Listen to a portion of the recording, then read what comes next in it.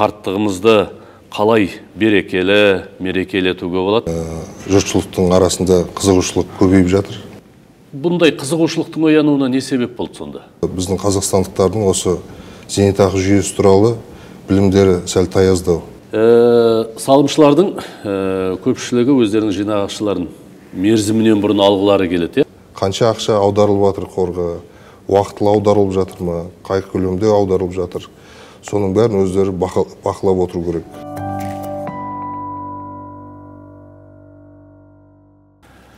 Армысыздар, құрметті көрермен, біз бүгін бірыңғай жинақтаушы зейнетақы қорының заманауи қызмет түрлері, халықтың қаржылық сауаттылығын көтеру мәселелеріне қатысты әңгіме өрбітпекпіз. Студиямыздың қонағы бірыңғай жинақтаушы зейнетақы қоры акционерлік қоғамы Түркістан облыстық филиалының директоры Қайрат Сейсенбекұлы Кенбаев. Қош келдіңіз студиямызға. Қайрат Сейсенбекұлы, зейнетақымен қамсыздандыру бәрімізді енді толғандыратын өзекті мәселе екендігі белгілі. Қарттығымызды қалай берекелі, мерекелетуге болады? Осыны алғы сөз ретінде айтып өтсеңіз бірінші. Жақсы. Біріншіден, жалпы қордың жұмысына, қазіргі таңда зейнетақы жүйесіне деген жұртшылықтың арасында қызығушылық көбейіп жатыр соңғы кездерде. Қор басынан бастап, осы құрылғалы бері осындай түсіндіру жұмыстарын жүргізіп әрдайым. Енді шынын айту керек, жалпы біздің қазақстандықтардың осы зейнетақы жүйесі туралы білімдері сәл таяздау. Біздің басты мақсатымыз да сол, халықтың түсіндіру жұмыстарын жүргізу, сауатын арттыру, зейнетақы қоры туралы. Дұрыс айтасыз, енді бүгінгі күні қызығушылық артып келе жатыр деп айтуға болады. Бұндай қызығушылықтың оянуына не себеп болды сонда? Енді шыны керек, 98 жылы осы зейнетақы жүйесі жұмысын басталғалы бері көп қазақстандықтар өзінің шоттары бар екенін, ақшасының қайда аударылып жатқан, оны қалай жұмсалып, қайда жұмсалып жатыр, қалай өсіп жатыр, ешқандай хабары болған жоқ дейсіз ғой? Иә, хабары болған жоқ. Ал енді осы 20-шы жылы президенттің жарлығымен қазақстандықтарда сондай мүмкіндік пайда болды. 21-ші жылы, 21-ші жылы жаңағы зейнетақы жарналар жиналған сомаларының бір бөлігін жаңағы үй жағдайын жақсартуға, емделуге алуға сондай мүмкіндік алды. Содан қызығушылық сол бір ең басты себеп деп есептеймін. Сол әсер етті деп Сол әсер етті, иә. Жақсы.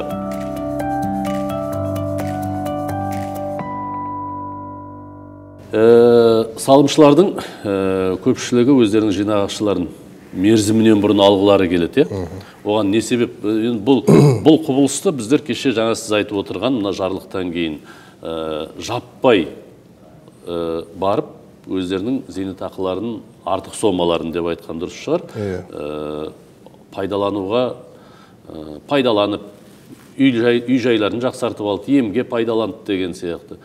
Бұдан біз байқайтынымыз, халық өзінің зейнетақы қорында жатқан ақшасын алғылары келеді, пайдаланғысы келеді, қазір пайдаланғысы келеді. Бұған не себеп? Сенімсіздік пе? Дұрыс айтасыз. Жалпы қазақстандықтар үй алуға күнделікті жаңағы өмір жағдайлары төмен болғандықтан көбісінің енді жағдайы келмейді ғой, үй алуға, оқуға деген сияқты. Сондықтан олар осы зейнетақы қорында жиналған жинақтарын сол мақсаттарға жұмсауға болады деп санайды. Аз ғана бөлігі қазақстандықтардың жаңағы жеткілікті шектен төмен. Сондықтан көбісінің жаңағы жалақысы аз, одан кейін басқа пайда түсетін көздер жоқ. Сондықтан жалпы қордағы ол қаржысын пайдалануға мүмкіндіктері жоқ қой, яғни. Иә, сондай себептерге байланысты орын алып отыр. Енді бұл жерде айтып кететін нәрсе, жалпы бізде Қазақстанда әлі күнге дейін жұмыс берушілер айлықтарын конвертпен береді, немесе басқа көлеңкелі схемалармен беріп жатады. Бұл жерде ұтатын адам тек қана жұмыс беруші. Ал мемлекетпен кәдімгі өзіміздің жұмысшылар, олар ұтылады. Сондықтан мен айтатын кеңесім жаңағы қазірден бастап әр қазақстандық өзінің жауапкершілігін арттыру керек осы мәселе бойынша. Яғни жұмысқа тұрған кезде міндетті түрде заңдастырып жұмысқа тұру керек. Еңбек келісімшарт жасалу керек. Келісімшарт жасалу керек.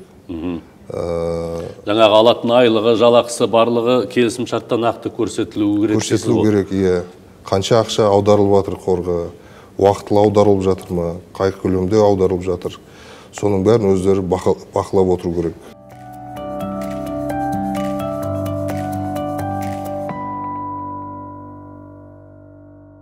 Жақсы. Дегенмен зейнетақы жарналарын мысалға қорға жиі қомақты аударсаңыз, мысалға зейнет жасына келгенде қамсыз өмір сүресіз деп айтамыз ғой.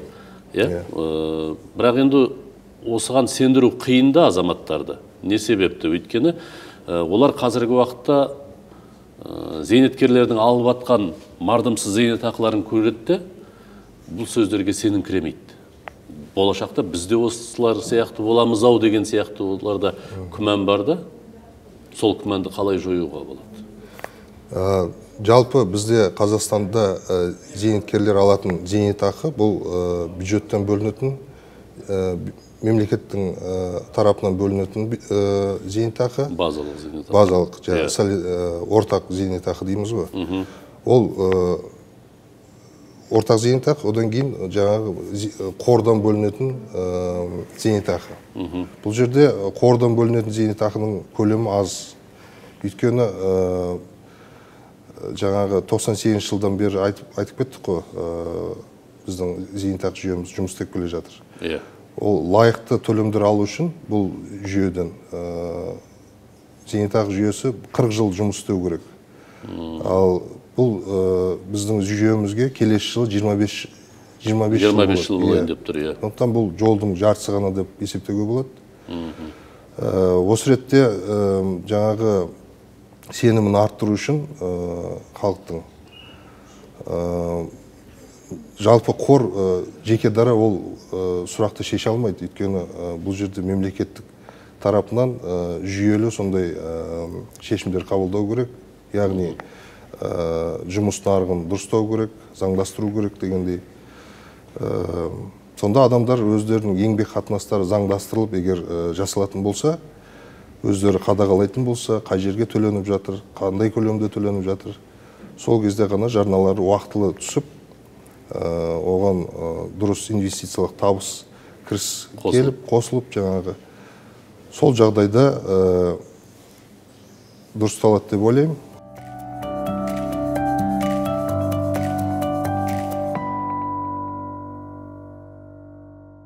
Енді инвестициялық табыс мәселесін айтып отырсыз, осыған кішкене кеңірек тоқтала кетсек.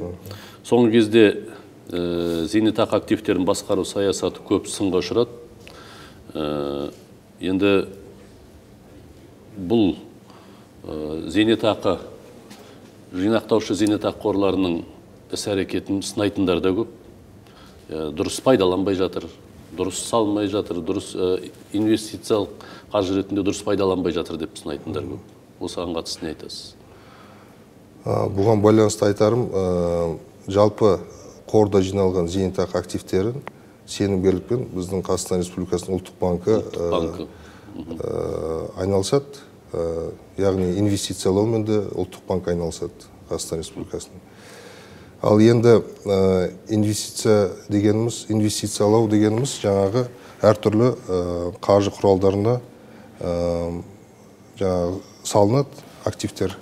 Салымшылардың қаржысын активтер қаржы құралдарына салынады деп отырсыз. Ұлттық банк атқарып отыр бұл жұмысты. Енді ол шетелде болсын, осы Қазақстанда болсын, әртүрлі құнды қағаздар бар, банктерге салынады, валюталарға салынады. Мысалы, қазір 2014 жылдан бері жаңағы активтердің валюталық үлесі көбейді 17%-дан 28%-ға дейін. Оның ішінде ақш долларына көп салынған. Сондықтан өзіңіз білесіз, енді жаңағы ақш долларының бағамы өзгерген кезде біздің инвестицияның да көлемі артады, табыс артады. Бірде оң болады, бірде теріс болады дегендей.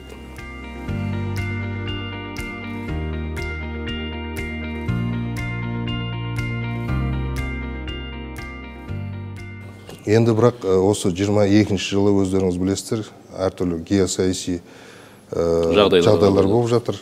Сондықтан ол әрине инфляция деңгейіне де арттырып жатыр.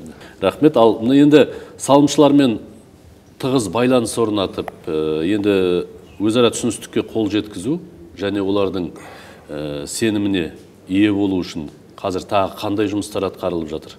Жаңа сіз өзіңіз әңгімеміздің басында айтып кеттіңіз.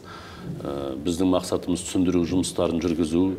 Бұрын халық тарапынан қызығушылық жоқ еді, қазір артып келе жатыр деп. Осы бағытта тағы қандай жұмыстар атқарылып жатыр? Енді бұл жерде қазіргі уақытта біздің қордың қызметтерінің 93%-дан астамы қазір электрондық түрде жүргізетін болдық. Бұл дегеніміз қазақстандықтарды жаңағы кеңсеге келтірмей, жаңағы уақыттарын үнемдеуге қол жеткізіп отыр. Осы бірінші қарашаға қараған мәлімет бойынша 6,4 миллион қызмет көрсетілді. Оның ішінде жаңағы жеке зейнетақы шотынан үзінді көшірме алу қызметі, бұл ең сондай көп таралған қызметтердің бірі. Енді мен мына бір сұрақ қойып жіберейінші. Осы зейнетақы қорындағы қаржы туралы белгілі бір мәліметтер алу, есеп шоттар алу деп отырсыз. Бұрында хат түрінде келуші еді. Қазір ол тоқтатылды ғой деймін, почта арқылы да келеді, бірақ көбінесе қазір жаңағы барлық мәліметтерді біздің қордың сайты бар. Одан кейін ұялы телефондарға қондыруға болатын мобильді қосымшалар бар. Сол жерде жеке кабинеті болады әр салымшының. Сол жерден толық барлық мәліметті көруге болады. Яғни жаңағы жоғарыда айтып өткенде қызметтерді алуға болады. Электрондық цифрлық қолтаңба бойынша, мысалы жаңағы жеке зейнетақы шотындағы үзінді көшірмені алу, шоттың бар жоқ туралы анықтамалар алу, сондай қызметтердің бәрін алуға болады. Жақсы. Сосын сондай-ақ тағы қандай қызметтер? Сонымен қатар бізде қазір мынау біздің қызметтер қолжетімді болу үшін халыққа, мынау өзіңіз білесіз, Қазақстанның жері үлкен. Сондықтан алыс аудандарда, аймақтарда орналасқан жерлер бар, сол жерде тұратын тұрғындарымыз бар. Соларға біздің қызмет қолжетімді болу үшін бізде арнайы сондай қызмет түрін аштық, мобильдік кеңсе деген. Бұл мобильдік кеңсе дегеніміз заманауи микроавтобустар, ішінде барлық құралдармен жабдықталған. Яғни сол шалғай елді мекендерге барып қызмет көрсетіп, толыққанды жаңағы түсіндірме жұмыстарын жүргізеді, сол жерде қызметтерін көрсетеді. Сонымен қоса тағы да мобильдік агент деген қызмет түрі бар. Мобильдік агент дегеніміз бұл жаңағы сканерлейтін аппараты бар, ноутбукі бар. Осы жабдықтармен жаңағы үйлеріне барып қызмет жасайды әлеуметтік осал тұрғындарымызға. Енді қосымша тағы айтатыным, қормен Қазпошта акционерлік қоғамы арасында бізде келісімшартқа отырғанбыз, трансфер агенттік келісімшарт дейді. Соған сәйкес, мысалы жаңағы алыс аудандарда орналасқан тұрғындарымыз сол Қазпошта бөлімшелерінен барып біздің қызметтерді алуға мүмкіндігі бар. Одан басқа әрине біз осы әлеуметтік желіде, одан кейін бұқаралық ақпараттармен, ақпарат құралдарымен жұмыс жасаймыз тұрақты түрде. Одан кейін мынау 90 сайын біз ашық есік күндерін өткіземіз. Бұл ашық есік күндерінде жаңағы біздің салымшылармен зейнетақы жүйесі туралы, қор туралы түсіндірме жұмыстарын жүргізіп тұрамыз. Енді бірыңғай жинақтаушы зейнетақы қорының көпшілікке ұсынып отырған соны жаңалықтарының бірі заңды тұлғаның кабинеті деп аталады екен. Осыны кішкене кеңірек тарқатып түсіндіріп кетсек бұл. Иә, дұрыс айтасыз. Осы біздің қордың сайтында жеке заңды тұлғаның кабинеті ашылып отыр. Бұның басты мақсаты жаңағы заңды тұлғалардың, жеке кәсіпкерлердің жұмысын жеңілдету. Яғни осы заңды тұлғаның кабинетінде жарналардың барлық түрін жұмысшыларына жаңағы тізімін жасайды. Соған төлейтін жаңағы салымдары, төлемдері, жарналары дейік. Төлем тапсырмаларын қалыптастырады сол сол кабинеттің ішінде. Одан басқа жаңағы сол кабинеттің ішінде жаңағы тізімдері болады жұмысшылардың. Оны яғни редакциялауға болады, алып тастауға болады, қосуға болады. Сол заңды тұлғаның кабинетінде отырып, сілтемелер арқылы мысалы нормативтік құқықтық актілерге кіруіне болады. Одан кейін жаңа басқа да анықтамалы. Яғни басқа да бір өзгерістер, зейнетақы жүйесінде бір өзгерістер болып жатса, барлық мағлұматтарды осы заңды тұлғаның кабинетінен көріп, уақытылы біліп отыруға болады дейсіз. Бұл яғни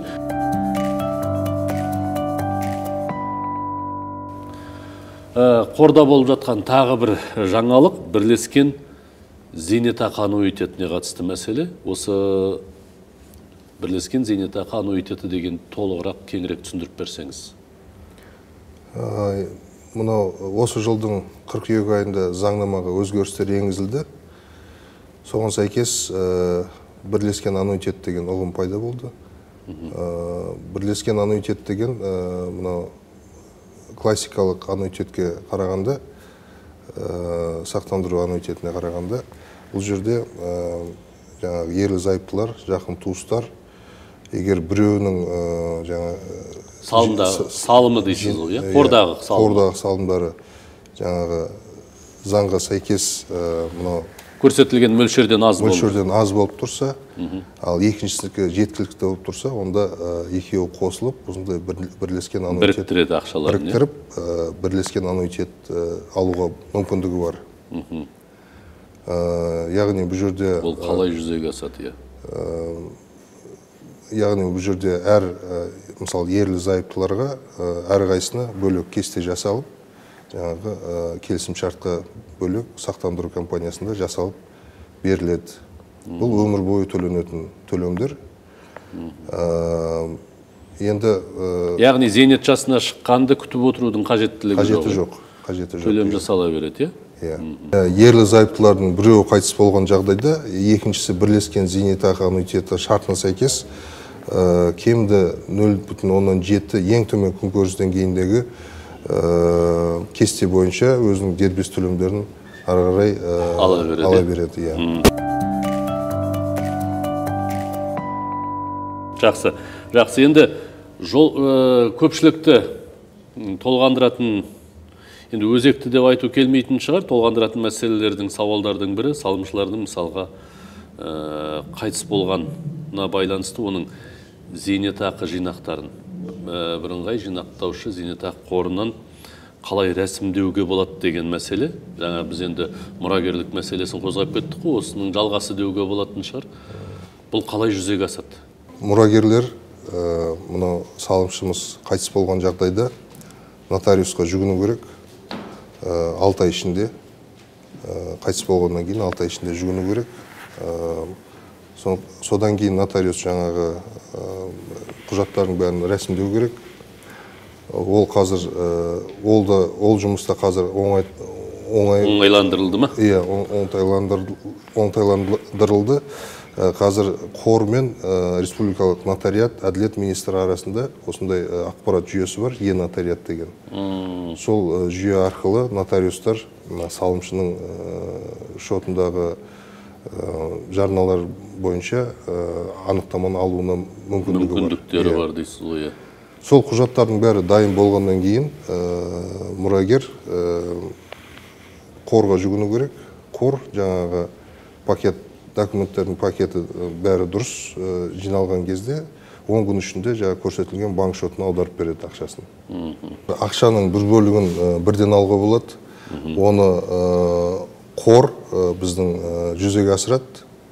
Яғни қайтыс болған адамның отбасы немесе жерлеуді жүзеге асырған адамдарға қор бір жолғы төлем төлейді. Оның мөлшері биыл 2022 жылы бұл 166.638 теңгені құрап отыр. Әңгімеңізге рахмет. Құрметті көрермен, осымен бірыңғай жинақтаушы зейнетақы қорының заманауи қызмет түрлері, халықтың қаржылық сауаттылығын көтеру мәселелері атты тақырыпқа қатысты бүгінгі сұхбатымызды аяқтаймыз. Біздің сұрақтарымызға жан-жақты жауап берген бірыңғай жинақтаушы зейнетақы қоры акционерлік қоғамының Түркістан облыстық филиалының директоры Қайрат Сейсенбекұлы Кенбаев мырзаға алғысымызды білдіреміз. Осымен бүгінгі хабарымыз аяқталды. Келесі кездескенше аман сау болыңыздар.